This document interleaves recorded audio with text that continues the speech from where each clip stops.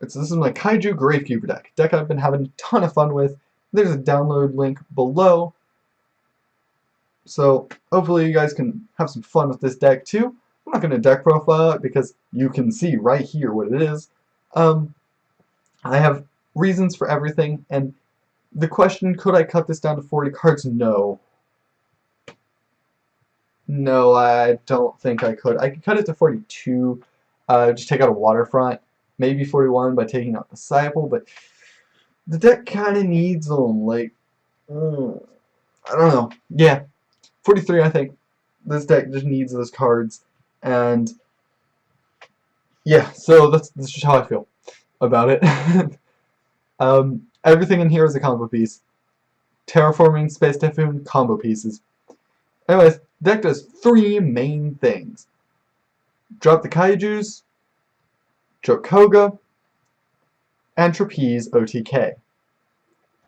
Trapeze OTK in this deck, in this particular build of it anyway, has a lot of variants. One of which, the most obscure variant in here, just deals so much damage that I don't care if you're sitting over there playing Arrow Mages, you're going to die. I'm gonna OTK you, because this is just too much damage to deal with. So, first up, first OTK we got here. And I do want to say, if you decide to play this deck, Thunder King's going to frustrate you because you can't search off of Waterfront, but you don't need to. It's a pressure game. This deck does pressure really, really well. It plays well under pressure, and it creates pressure really well. If you've got Thunder King and Waterfront out, it's like, so do you want to get over my Thunder King by putting a monster on the board, but then I'm able to tribute that monster for a Kaiju? Or do you want to not put anything on board and I get to keep hitting you with Thunder King? So this deck does pressure really, really well, especially with the Thunder King right there. Anyways, the OTKs, the Trapeze OTK variants in this deck. For all of these, we're going to assume, there are other ways to do it, obviously using Trick Clown, but we're just going to assume Spy Flip, Summon Trapeze, went off. Dogron, attack twice with Dogron because of Trapeze effect, 6,000 plus Trapeze 2,500, 8,500 damage. Second way, Koga with effect.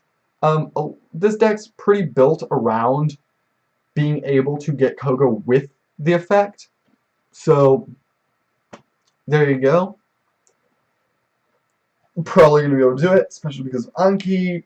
Yeah, but if it's first turn, I mean, you can still get some OTK going here, especially if you're doing it with Trick Clown. I mean, this can just get stupid.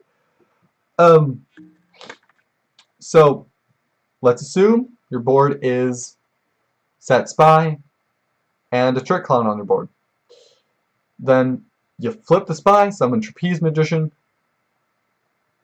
change Trick Clown into Koga, attack twice with Koga, that's 25, plus Trapeze is 25, that's 75, so not quite an OTK there, but if you can get Koga's effect, say your opponent has a monster on the board, that makes Koga 3,000 attack because of your opponent having a monster.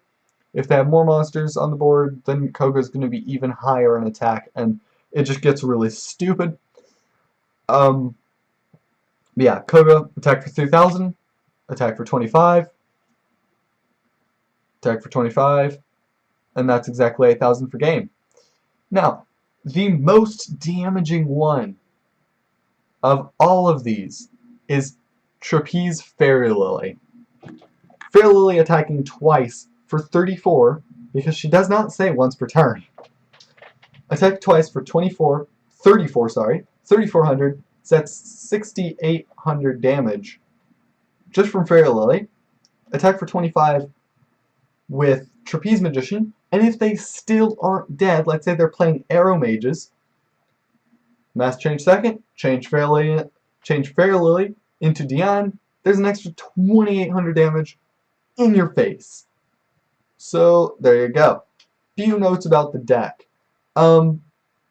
Don't summon Kamungus to your opponent's board while Waterfront's out and has more than one, has any counters on it.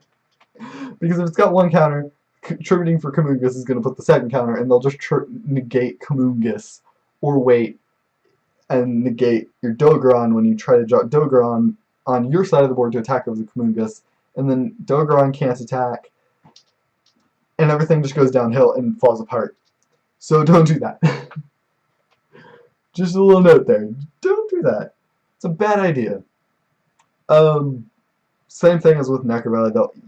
I've never done it, but technically you can set a waterfront over waterfront, drop Kamungus, flip the waterfront. I think it's really weird.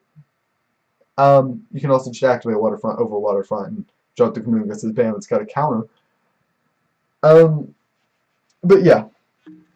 So don't do that. Dropping Dogron to your opponent's board is great though. Whether you've got a Dogron or a Kamungus in your hand as the other card, then, you know, you can get over Dogron. The deck also has many ways on its own, without the other Kaiju, of getting over the Dogron.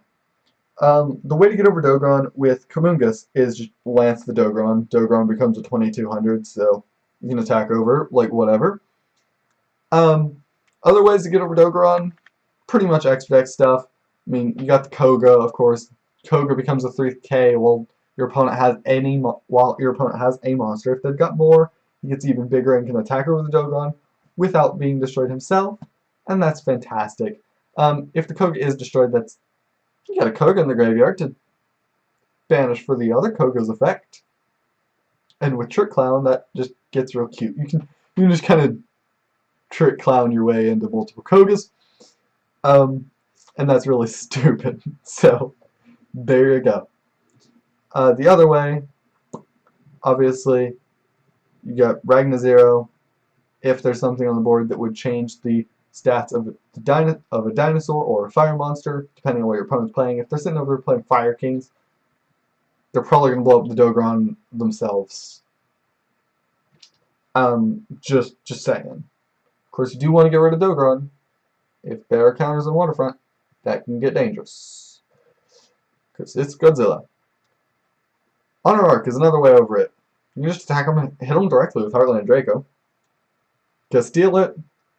You can Exton Knight over it because Waterfront can protect itself. I think this is a really weird choice, but you can do it. Dweller and Cowboy just don't help. Yeah. But yeah, pretty much the entire extra deck you can get over Dogron with. And he's 1200. So I didn't mention My Stroke. My Stroke, flip Dogron face down, attack over. That's if you have to. You know, you tried to activate Owner Seal and your opponent negated it with probably something that they put in their deck to be like, oh, negate a Pendulum. But then you activate Owner Seal and it gets negated. And you know what? There are ways over Dogron, so you don't have to worry about it. So, as I said, this deck's very versatile. There's a lot of stuff you can do. Those are just some main things I wanted to mention. Also, activating Space puts 2 counters onto Waterfront, and that's stupid. Waterfront scales up really, really fast. So, you do not have to worry about Waterfront. This code's kind of stupid. I hope this gets reprinted. And hope you guys enjoyed this video. If you did, please leave a like. As I said, down below in the description, probably the entire description because I'm lazy like that, will be the download link to download this deck. If it isn't working for some reason, tell me and I'll try to figure something else out. Some other way to do that. Anyway, till next time, guys.